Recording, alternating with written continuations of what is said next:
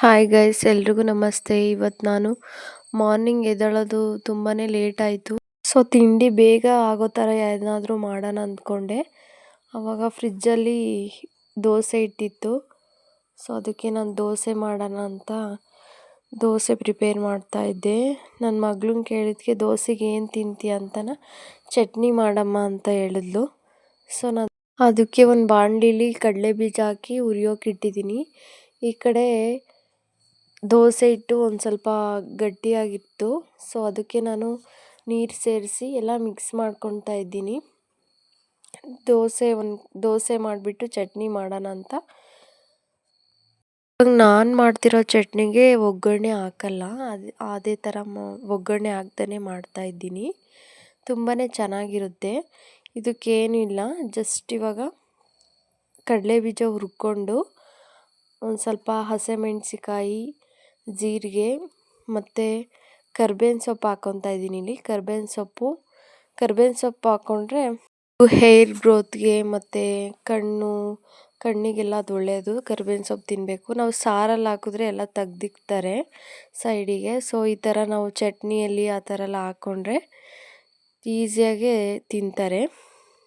ನೋಡಿ, ಇಲ್ಲಿ ನಾನು ಹಸಿಮೆಣ್ಸಿಕಾಯಿ ಹಾಕ್ಕೊಂಡು ಬಾಣಲಿಲಿ ಹುರ್ಕೊಂಡು ಕರ್ಬೇವಿನ ಸೊಪ್ಪು, ಒಂದು ಸ್ವಲ್ಪ ಜೀರಿಗೆ ಅದೆಲ್ಲ ಹಾಕ್ತಾಯಿದ್ದೀನಿ.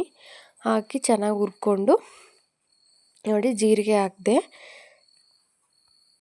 ಹಾಕಿ ಚೆನ್ನಾಗಿ ಹುರ್ಕೊಂಡು ನೆಕ್ಸ್ಟ್ ಇವಾಗ ಇದಕ್ಕೆ ಬೆಳ್ಳುಳ್ಳಿ ಹಾಕಬೇಕು ಒಂದು ಸ್ವಲ್ಪ. ಸೊ ನಾನಿಲ್ಲಿ ಒಂದು ಬೆಳ್ಳುಳ್ಳಿ ತಗೊಂಡು ಅದನ್ನು ಸುಲ್ಕೊತಾ ಇದ್ದೀನಿ.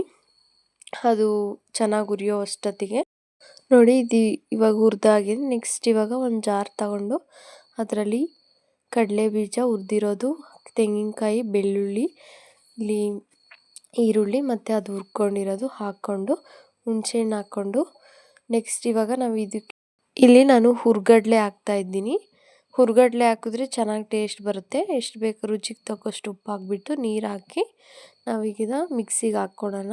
ನೋಡಿ, ಇಲ್ಲಿ ಮಿಕ್ಸಿಗೆ ಹಾಕಿ ನಾನು ಅದು ಕನ್ಸಿಸ್ಟೆನ್ಸಿ ನಮಗೆ ಎಷ್ಟು ಬೇಕೋ ಅಷ್ಟು ನೀರು ಹಾಕಿ ಒಂದು ಸ್ವಲ್ಪ ಚೆನ್ನಾಗಿ ಮಿಕ್ಸ್ ಮಾಡಿಕೊಂಡ್ರೆ ರೆಡಿಯಾಗುತ್ತೆ ಚಟ್ನಿ. ನೆಕ್ಸ್ಟ್ ಇಲ್ಲಿ ನಾನು ದೋಸೆ ತವ ಇಟ್ಕೊಂಡು ದೋಸೆ ಹಾಕ್ತಾಯಿದ್ದೀನಿ. ದೋಸೆಗೆ ಎಣ್ಣೆ ಹಚ್ಚಬೇಕಲ್ಲ, ಅದಕ್ಕೆ ಎಣ್ಣೆ ಹಾಕ್ಕೊಂಡು ನೋಡಿ ದೋಸೆ ತವ ಮೇಲೆ ಎಣ್ಣೆ ಹಚ್ಬಿಟ್ಟು ದೋಸೆ ಹಾಕ್ಕೊತೀನಿ. ಒಂದು ಕಡೆ ನನ್ನ ಚಿಕ್ಕ ಮಗಳು ಅಮ್ಮ ಹೊಟ್ಟೆ ಹಸಿವಾಗ್ತಿದೆ ಅಂತ ಅವಳೆ. ಸೊ ಅದಕ್ಕೆ ದೋಸೆ ಹಾಕ್ಬಿಟ್ಟು ಅವಳಿಗೆ ಕೊಡೋಣ ಅಂತ ಬೇಗ ದೋಸೆ ಹಾಕಿ ನೋಡಿ ಈ ಥರ ನಾನು ತೆಳುವಾಗೆ ಮಾಡ್ಕೊಂಡಿದ್ದೀನಿ.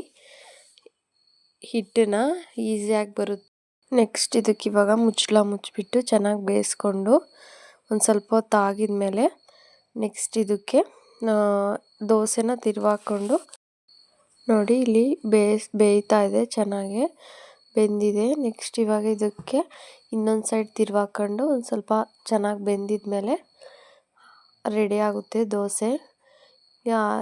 ಟೈಮ್ ಆದಾಗಲೇ ಬೇಗ ಅರ್ಜೆಂಟಾಗಿ ದೋಸೆ ಬರಲ್ಲ, ಅದೊಂದು ಬೇಜಾರು. ನೋಡಿ ನೆಕ್ಸ್ಟ್ ಆಗ್ತಾಯಿದೆ. ಬಾಕ್ಸಿಗೆ ಹಾಕ್ಕೊಟ್ಟು ನನ್ನ ಮಗಳು ತಿಂತಾವಳೆ. ಈ ವಿಡಿಯೋ ಇಷ್ಟ ಆಗಿದ್ರೆ ಲೈಕ್ ಮಾಡಿ, ಸಬ್ಸ್ಕ್ರೈಬ್ ಮಾಡಿ. Thank you.